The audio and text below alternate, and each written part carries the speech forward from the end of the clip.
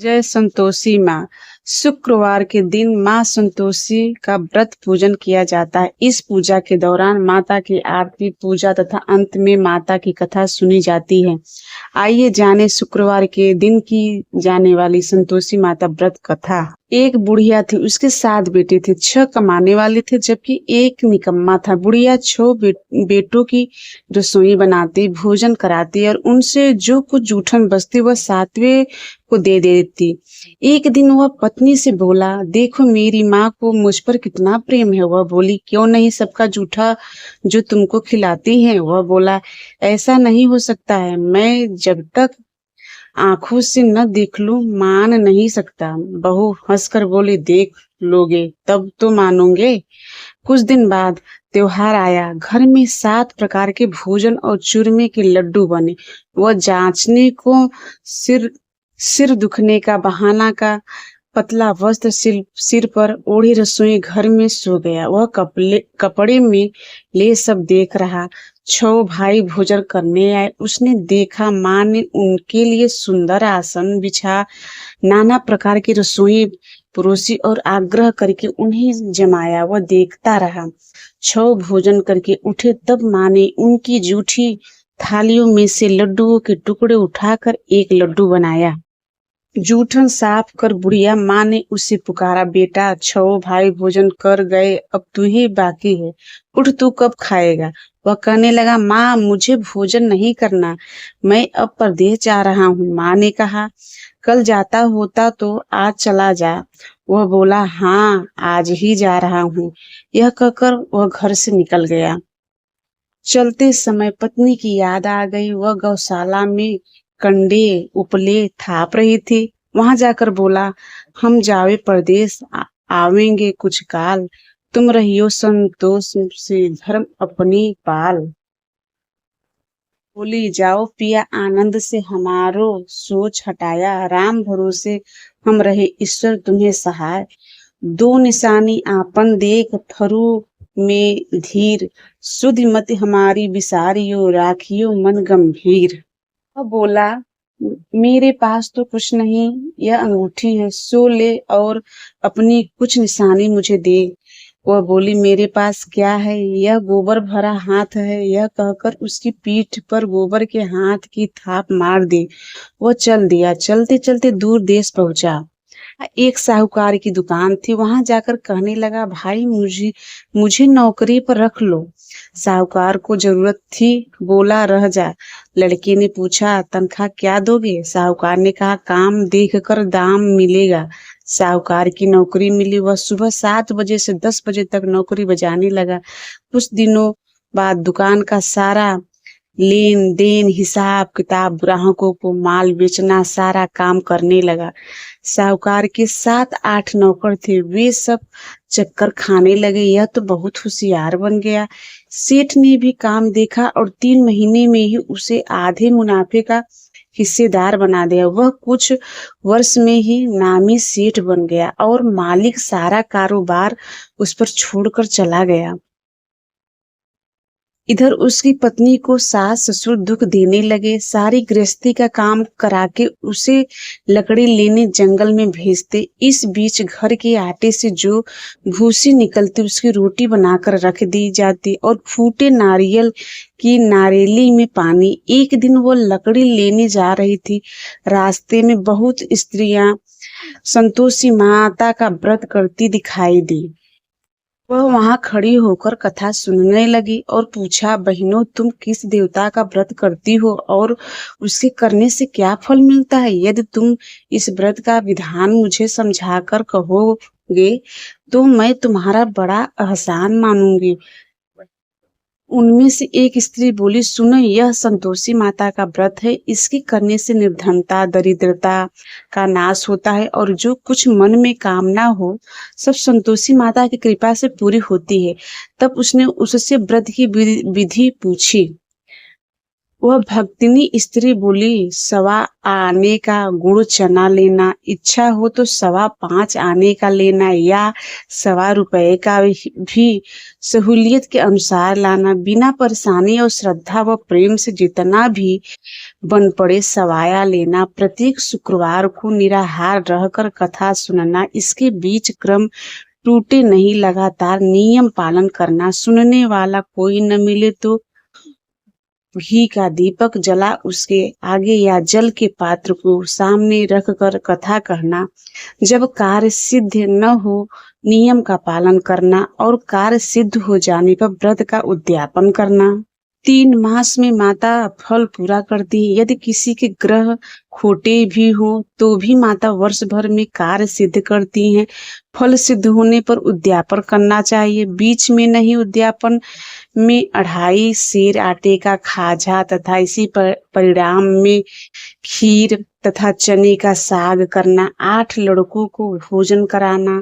जहाँ तक मिले देवर जेठ भाई बंधु के हो, न मिले तो रिश्तेदारों और पास पड़ोसियों को बुलाना, उन्हें भोजन करा यथा शक्ति दक्षिणा दे माता का नियम पूर्ण करना। उस दिन घर में खटाई न खाना। यह सुन बुढ़िया के लड़के की बहू चल दी।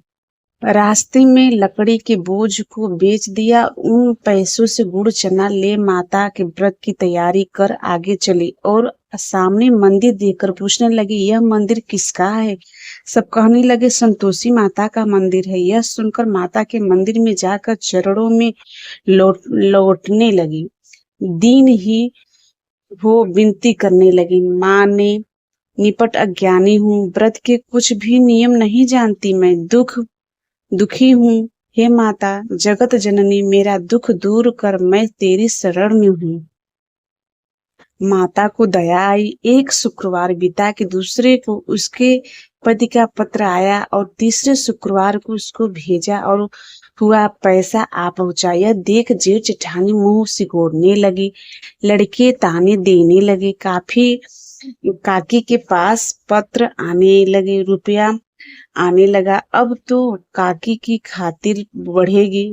बेचारी सरलता से कहती, भैया कागज आवे रुपया आवे, हम सब के लिए अच्छा है। ऐसा कहकर आंखों में आंसू भरकर संतोषी माता के मंदिर में मातेश्वरी के चरणों में गिरकर रोने लगी। माँ, मैंने तुमसे पैसा कब मांगा है? मुझे पैसा से क्या काम है? मुझे तो अपने सुहाग से काम है।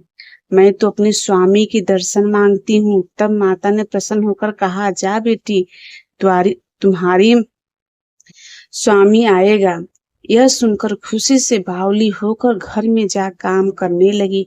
अब संतोषी माँ विचार करने लगी, इस भोली पुत्री को मैंने कह तो दिया कि तेरा पति आएगा, लेकिन कैसे? वह तो इसे स्वप्न में भी याद नहीं करता। उसे याद दिलाने को मुझे ही जाना पड़ेगा। इस तरह माताजी उस बुढ़िया के बेटे के पास जा स्वप्न में प्रकट हो कहने लगी, साहूकार के बेटे सो रहा है, यह जागता है कि? वह कहने लगा, माता सोता भी नहीं जागता भी नहीं हूँ। वह क्या गया है? माँ कहने लगी, तेरे घर बार कुछ है कि नहीं? वह बोला, मेरे पास सब कुछ है माँ, बाप है, बहू है, क्या कमी है? माँ बोली, भोले पुत्र, तेरे बहू घोर कष्ट उठा रही है, तेरे माँ बाप उसे परेशानी दे रहे हैं, वह तेरे लिए तरस रही है, तू उसकी सुध ले। वह बोला, हाँ माता जी, यह तो मालूम है, परंतु जाऊं तो कैसे? परदेश की बात है, लेन देन का कोई हिसाब नहीं, कोई जाने का रास्ता नहीं आता, कैसे चला जाऊं? माँ कहने लगी, मेरी बात मान, सवेरे नहा धोकर संतोषी माता का नाम ले, घी का दीपक जला, दंडवत कर दुकान पर बैठ। देखते देखते देखते सारा लेन देन चुक जाएगा, जमा का माल बिक जाएगा, सांझ होते होते धन का भारी ढेर लग जाएगा। अब बूढ़े की बात मानकर वह नहा धोकर संतोषी माता को दंडवत घी का दीपक जला दुकान पर बैठा। थोड़ी देर में देने वाला रुपया लाने लगे, लेने वाले हिसाब लेने लगे। कोठे में भरे सामान के खरीदार नगद का दान दे। सौदा करने लगे, शाम तक धन का भारी ढेर लग गया। मन में माता का नाम ले चमत्कार देख प्रसन्न हो घर ले जाने के वास्ते गहना कपड़ा सामान खरीदने लगा। यहाँ काम से निपट तुरंत घर को रवाना हुआ। उसकी पत्नी जंगल में लकड़ी लेने जाती, लौटते वक्त माता जी के मंदिर में विश्राम करती। वह तो उसे प्रतिदिन रुकने का जो स्थान ठहरा, धूल उड़ती देख वह माता से पूछती है, हे माता, यह धूल कैसे उड़ रही है? माता कहती है, पुत्री, तेरा पति आ रहा है। अब तू ऐसा कर, लकड़ियों के 3 बोझ बना ले, एक नदी के किनारे रख और दूसरा मेरे मंदिर पर व तीसरा अपने सिर पर। तेरे पति को लकड़ियों का गट्ठर देख मोह पैदा होगा, वह यहाँ रुकेगा, नाश्ता पानी खाकर माँ से मिलने जाएगा। तब तो लकड़ियों का बोझ उठाकर जाना और चौक में गट्ठर डालकर जोर से आवाज लगाना, लो सासू जी लकड़ियों का गट्ठर लो, भूसी की रोटी दो, नारियल के खेपड़े में पानी दो, आज मेहमान कौन आया है? माता जी से बहुत अच्छा कहकर वह प्रसन्न मन से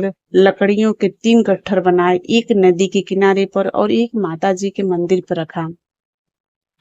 इतने में मुसाफिर आ पहुंचा। सूखी लकड़ी देख उसकी इच्छा उत्पन्न हुई कि हम यही पर विश्राम करें और भोजन बनाकर खा पीकर गांव जाएं। इसी तरह रुक कर भोजन बना विश्राम करके गांव को गया। सबसे प्रेम से मिला। उसी समय सिर पर लकड़ी का गट्ठर लिए वह उतावली सी आती है।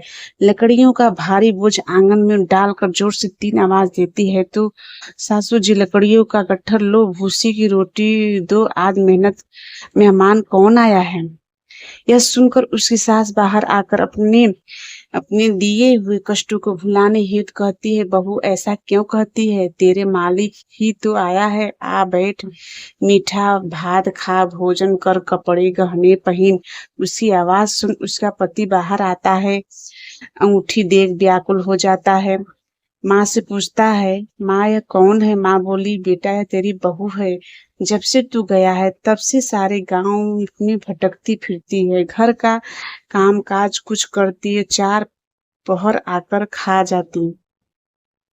यह बोला, ठीक ही माँ, मैंने इसे भी देखा और तुम्हें भी। आप दूसरे घर की ताली दो, उसमें रहूंगा। माँ बोली, ठीक है, जैसी तेरी मर्जी। तब तक वह दूसरे मकान की तीसरी मंजिल का कमरा खोल सारा सामान जमाया। एक दिन में राजा के महल जैसा ठाट बाट बन गया। अब क्या था, बहू ससुर भोगने लगे। इतने में शुक्रवार आया। शुक्रवार के व्रत के उद्यापन में हुई भूल किया खटाई का इस्तेमाल। उसने पति से कहा, मुझे संतोषी माता के व्रत का उद्यापन करना है। पति बोला, खुशी से कर लो। वह उद्यापन की तैयारी करने लगी। जिठानी के लड़कों को भोजन के लिए कहने गई। उन्होंने मंजूर किया, परंतु पीछे से जिठानी ने अपने बच्चों को सिखाया, देखो भोजन के समय खटाई मांगना, जिससे उसका उद्यापन पूरा न हो। लड़के जीमने आए, खीर खाना पेट भर खाया, परंतु बाद में खाते ही कहने लगे, हमें खटाई दो, खीर खाना हमको नहीं भाता, देखकर अरुचि होती है। वह कहने लगी, भाई खटाई किसी को नहीं दी जाएगी, वह माँ संतोषी माता का प्रसाद है। लड़के उठ खड़े हुए, बोले, पैसा लाओ। भोली बहू कुछ जानती नहीं थी, उन्हें पैसा दे दिया। लड़के उसी समय हट करके इमली खटाई ले खाने लगे। यह देखकर बहू पर माताजी ने कोप किया। राजा के दूत उसके पति को पकड़ ले गए। जेठ जेठानी मन माने वचन कहने लगे, लूट लूट कर धन इकट्ठा कर लाया है, अब सब मालूम पड़ जाएगा जब जेल की मार खाएगा। बहू से यह सहन नहीं हुए, माँ संतोषी से मांगी माफी। रोती हुई माता जी के मंदिर गई, कहने लगी, हे माता, तुमने क्या किया? हंसा कर अब भक्तों को रुलाने लगी। माता बोली, बेटी तू तूने उद्यापन करके मेरा व्रत भंग किया है। वह कहने लगी, माता मैंने कुछ अपराध किया है। मैंने तो भूल से लड़कों को पैसा दे दिए थे, मुझे क्षमा करो, मैं फिर तुम्हारा उद्यापन करूंगी। माँ बोली, अब भूल मत करना। वह कहती है, अब भूल नहीं होगी, अब बतलाओ वे कैसे आएंगे। माँ बोली, जा पुत्री, तेरे पति तुझे रास्ते में आता मिलेंगे। वह निकली, राह में पति आता मिला। यह पूछी, कहाँ गए थे। वह अपने कहने लगे, इतना धन जो कमाया है उसका टैक्स राजा ने मांगा था, वह भरने गया था। वह प्रसन्न हो बोली, भला हुआ, अब घर को चलो। कुछ दिन बाद फिर शुक्रवार आया। वह बोली, मुझे फिर माता का उद्यापन करना है। पति ने कहा, करो बहू। फिर जेठ के लड़कों को भोजन कहने गई। जेठानी ने एक दो बातें सुनाई और सब लड़कों को सिखाने लगी, तुम सब पहले ही खटाई मांगना। लड़के भोजन से पहले कहने लगे, हमें खीर नहीं खानी, हमारे जी बिगड़ता है, कुछ खटाई खाने को दो। वो बोली, खटाई किसी को नहीं मिलेगा, आना हो तो आओ। वह ब्राह्मण को लड़के के लाकर भोजन कराने लगी। यथाशक्ति दक्षिणा की जगह एक एक फल उन्हें दिया। संतोषी माता प्रसन्न हुई। माता की कृपा से होते ही नौवें में मास में उसके चंद्रमा के समान सुंदर पुत्र प्राप्त हुआ। पुत्र को पाकर प्रतिदिन माता जी के मंदिर को जाने लगी। माँ ने सोचा, यह रोज आती है, अब आज क्यों न इसके घर चलूं। यह विचार कर माता ने भयानक रूप बनाया। गुड़ चने से सना मुख ऊपर सूंड के समान होठ, उस पर मक्खियां भिन भिन कर रही थी। देहली पर पैर रखते ही ये उनकी सास चिल्लाई, देख रे, कोई चुड़ैल डाकिन चली आ रही है। लड़कों, इसे भगाओ, नहीं तो किसी को खा जाएगी। लड़के भागने लगे, चिल्लाकर खिड़की बंद करने लगे। बहू रोशनदान में से देख रहे थे। प्रसन्नता से पगली बन चिल्लाने लगी, आज मेरी माता जी मेरे घर आई है। यह बच्चे को दूध पीने से हटाती है। इतने से सास का क्रोध पड़ा। वह बोली, क्या उतावली हुई, बच्चे को पटक दिया। इसने माँ के प्रताप से लड़के ही नजर आने लगे। वह बोली, माँ, जिसका व्रत करती हूँ यह संतोषी माता है। सबने माता जी के चरण पकड़ लिए और विनती कहने लगे, हे माता, हम मूर्ख हैं, अज्ञानी हैं, तुम्हारे व्रत की विधि हम नहीं जानते। व्रत भंग कर हमने बड़ा अपराध किया है। जग माता, आप हमारा अपराध क्षमा करो। इस प्रकार माता प्रसन्न हुई। बहू को प्रसन्न हो, जैसा फल दिया वैसा माता सबको दे। जो पढ़े उसका